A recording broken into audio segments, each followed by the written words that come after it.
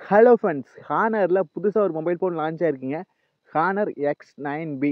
இது 5G மொபைலுங்க. ரீசெண்டாக launch ஆயிருக்கு. இந்த மொபைல் வாங்கலாமா வேண்டாமா, எப்படி இருக்கு, ஒர்த்தா ஒர்த்லையா அப்படின்னு சொல்லி பார்க்கலாங்க. இந்த வீடியோ ஸ்கிப் பண்ணாமல் பாருங்க. நாம கொடுக்குற காசுக்கு இந்த மொபைல் ஒர்த்தா இருக்கா, கேமரா டெஸ்ட், அதே போல் பர்ஃபார்மன்ஸ், ப்ராசஸ், பேட்டரி லைஃப்லாம் நல்லா இருக்கான்னு சொல்லி இந்த வீடியோ பார்க்கலாங்க. இந்த வீடியோ ஸ்கிப் பண்ணாமல் பாருங்க. இந்த வீடியோ ஸ்கிப் பண்ணாமல் பார்த்தா உங்களுக்கு தெரிஞ்சு இந்த மொபைல் வாங்கலாமா வேண்டாமான்னு. நீங்கள் நம்ம சேனலுக்கு இப்போ தான் முதல் தடவை வரீங்க, நம்ம சேனலை மோடிட் பண்ணுறதுக்கு சப்ஸ்கிரைப் பண்ண மறந்துடாதீங்க. சப்ஸ்கிரைப் பண்ணிவிட்டு பக்கத்தில் ஒரு பெல் பட்டன் வருங்க, இதை அழுத்தி ஆள் கொடுக்காம மறந்துடாதீங்க. அப்போ தான் நாங்கள் போடுற இந்த மாதிரி இன்ஃபர்மேஷன் லிஸ்ட்டில் நாங்கள் வீடியோ போட்டோம் உங்களுக்கு ஒன்று. சரிங்களா? சரி, வாங்க இன்றைக்கி வீடியோக்குள்ளே போகலாம்.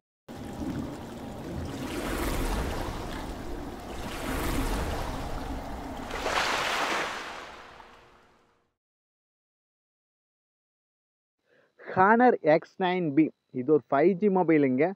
பார்க்கறக்க லுக் வைஸ் செமையாக தான் இருக்குது. 6.7 இன்ச் AMOLED டிஸ்பிளே கொடுக்குறாங்க. 120 ஹர்ட்ஸ் ரிஃப்ரெஷ் ரேட்டோட வரப்போகுதுங்க.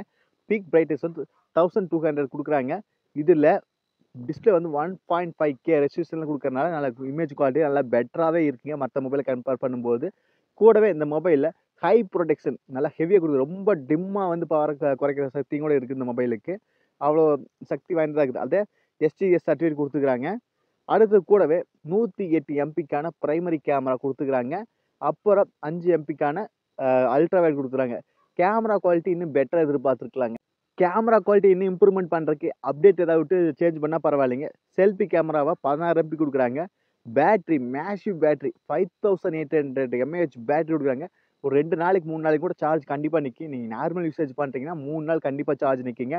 இல்லை அப்பப்போ சோசியல் மீடியா இன்ஸ்டாகிராம் மட்டும் பார்த்தீங்கன்னா ஒரு 2 நாள் பக்கமாக நிற்குங்க. இப்போ கேம் விளையாட்டிங்கன்னா ஒரு நாள் 12 மணி நேரம் அந்த ரேஞ்சில் நிற்குங்க.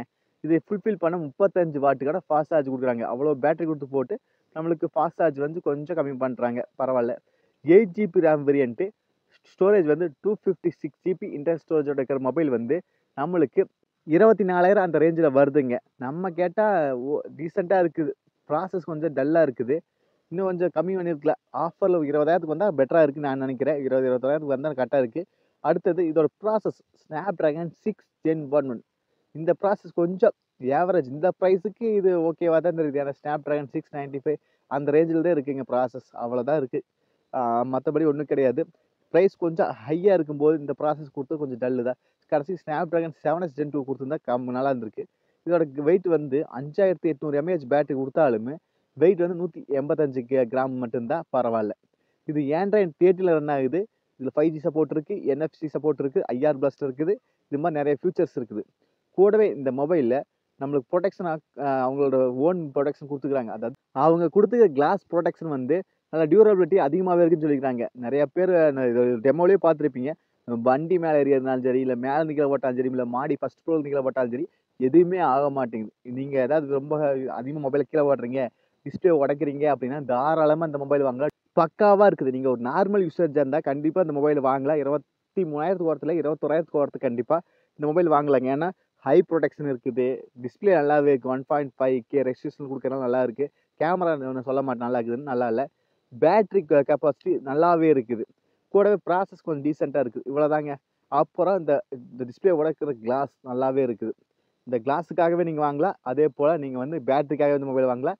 டிஸ்பிளேக்காக 3 உங்களுக்கு ஓகேன்னா கண்டிப்பாக வாங்கலாம். நார்மல் யூசேஜுக்கு கரெக்டாக இருக்குது. கேம் விளையாடுறீங்கன்னா கண்டிப்பாக வாங்காதீங்க. அதிகமாக இப்போ லேக் ஆகும். ஏன்னா ப்ராசஸ் கொஞ்சம் டல்லு தான். சரிங்களா? அவ்வளோதாங்க. இந்த வீடியோ டவுட்னா கண்டிப்பாக கன்வர்ஸில் கேளுங்க. இந்த மொபைல் யார் வாங்கலான்னா, ஏன்னா அதிகமாக வீடியோ பார்ப்பேன், நான் மூவிஸ் நிறைய பார்ப்பேன் அப்படின்னா இமேஜ் குவாலிட்டி நல்லா இருக்குது, டிஸ்பிளே நல்லாவே இருக்குது. அதே போல் பேட்டரியுமே நல்லாவே தாங்குங்க.